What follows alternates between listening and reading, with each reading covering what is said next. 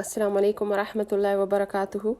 जी अॼु हिन हफ़्ते जी दुआ अथव शिरक खां बचा जे लाइ असां अल्लाह ताला खां दुआ था घुरूं। अल्लाहुम्मा ओ अल्लाह ताला इन्नी बेशक मां अऊज़ु बिक मां तुंहिंजी पनाह घुरां थी अन उशरिक बिक त मां शिरक कयां तुंहिंजो माना तोसां कंहिंखे शरीक कयां।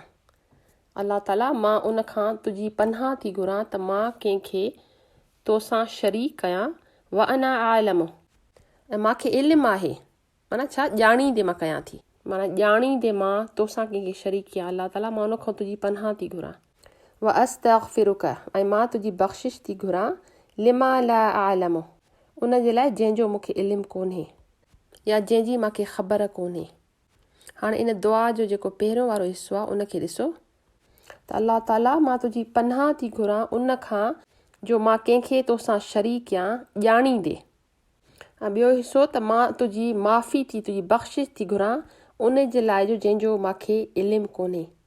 हाणे हिकिड़ो शिरक हूंदो आहे शिरक कबीर आहे जेको माण्हू ॼाणींदे कंदो आहे गुनाह जेको ॼाणींदे इंसानु ॿियनि जी इबादत कंदो आहे। सुजदे जे लाइक़ु बि ॿिया आहिनि इबादत लाइक़ु ॿिया बि आहिनि। अल्लाह ताला त आहे पर ॿियो बि केरु आहे ॿियो बि मुंहिंजी दुआऊं ॿुधे थो ॿिए खे मां सुजदा करियां ॿियो केरु बि आहे जेको इबादत जे लाइक़ु आहे त उहो त अची वञे शिरक कबीरा में।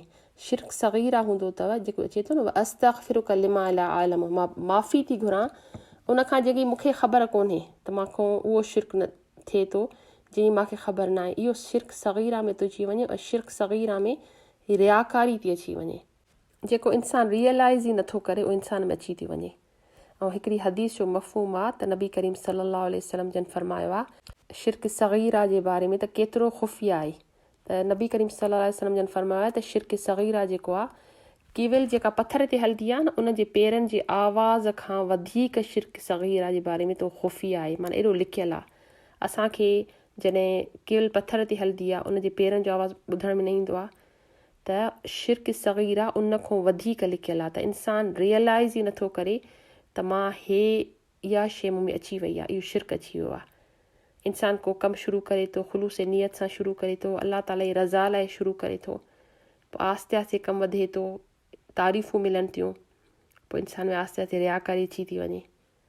पोइ छा थो थिए उहो सॼो कमु जेको इंसानु महिनत कई जेका सॼियूं कोशिशूं कई उहो सॼो वञी करे ज़ीरो सां मल्टीप्लाई थिए थो। उहो जेको सॼो इंसानु उहो कमु कयो उहो सॼो ख़तमु थी वियो छो त उन में रियाकारी अची वई ऐं इंसानु उहो रियलाइज़ में न कंदो आहे त उहा कीअं इंसान में अंदरि अची वेंदी। जॾहिं नबी करीम सल्लल्लाहु अलैहि वसल्लम जन फरमाइनि था न त उहो किविल जे फुट स्टेप्स जेके पथर ते हलनि थियूं उन खां वधीक ख़ुफ़िया आहे। त हाणे असांखे किविल जी ख़बर न पवंदी आहे जॾहिं किविल खां भरिसां वेठी हूंदी आहे किविल जे पेरनि जो आवाज़ त तमामु परे जी ॻाल्हि आहे। त असांखे ॾाढो भउ करणु घुरिजे त या अल्लाह इहा मूं में न अचे छो त इहे हिकु त सॼी महिनत खे ख़तमु करे छॾंदो आहे छो त अल्लाह ताला खे ख़ालिस कमु खपे थो जेको सिर्फ़ु अल्लाह ताला लाइ कयो वञे।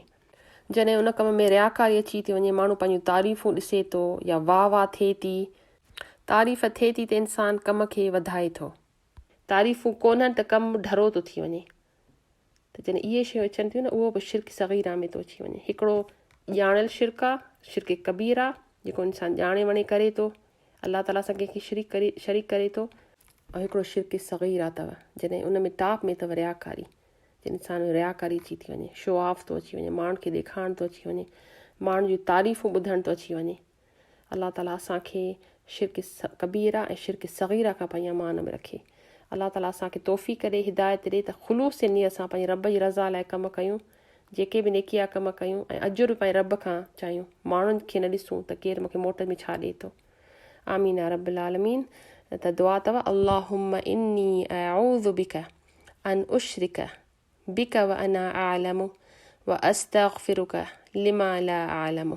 अल्लाह ताला मां तुंहिंजी पनाह थी घुरां त मां तोसां कंहिंखे शरीक कयां ऐं मूंखे ख़बर आहे ॼाणे वाणे मां कयां थी ऐं मां तुंहिंजी बख़्शिश थी घुरां उन जे लाइ जंहिंजो मूंखे इल्मु कोन्हे माना अणॼाणे कयां थी मां।